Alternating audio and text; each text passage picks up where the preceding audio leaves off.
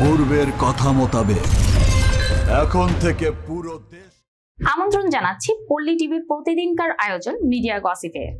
দর্শক, মুক্তির আগেই নকলের দুর্নাম কুড়ালো রায়হান রাফির সিনেমা তুফান। টিজার প্রকাশ্যে আসতেই আরেক দফা হাসাহাসি রাফির নির্মাণ নিয়ে। অবশ্য এই পরিচালকের বিরুদ্ধে নকলের অভিযোগ নতুন কিছু নয়, তার উপর আসা নকলের অভিযোগের ফর্দ বেশ লম্বা। কপিরাইট শব্দটি যেন রায়হান রাফির পদবী হয়ে উঠেছে। সঙ্গে আছি আমি সাইমা শিবলি। বিস্তারিত ডেস্ক রিপোর্টে।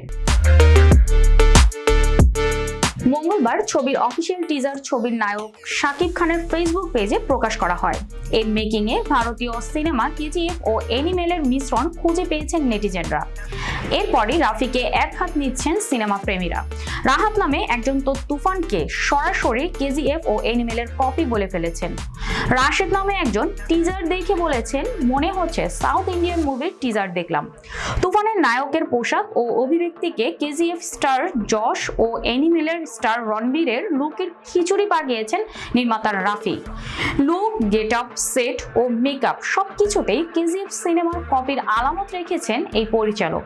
যদিও রাফির দাবি এই ছবির লুক ও অ্যাকশন নাকি একদমই আলাদা। তবে কেজিএফ সিনেমার বাজেট নকল করতে পারেননি নির্মাতা। বড় বাজেট না থাকায় ছোট ছোট অস্ত্রশস্ত্র দিয়ে কেজিএফ এর স্বাদ তুফানে মেটাতে চেয়েছিলেন নির্মাতা। কপির অপবাদে অবশ্য নির্মাতা রাফির কিছুই যায় আসে না। এর আগেও এসব অপবাদ টলাতে পারেনি এই কপিরাজ পরিচালককে।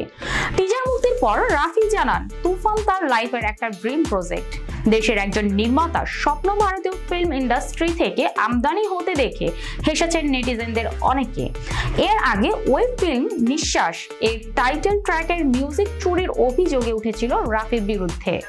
অবশ্য তিনি সেটিকে নকল বলতে নারাজ। অভিযোগ সামাল দিতে অভিধান ঘেটে অনুপ্রাণিত শব্দটি এনে সে যাত্রায় পিঠ বাঁচিয়েছিলেন তিনি। রাফি যে মিউজিক থেকে অনুপ্রাণিত হন তা কিন্তু নয়, অন্যের পোস্টারও তাকে অনুপ্রাণিত করে। দর্শক, এর আগে তার নির্মিত ওয়েব ফিল্ম ফ্রাইডের পোস্টারটিও নকল বলে চিহ্নিত করেছিল নেট নাগরিকরা। সেটি নাকি ছিল সাউথ কোরিয়ান সিনেমা প্যারাসাইটের নকল।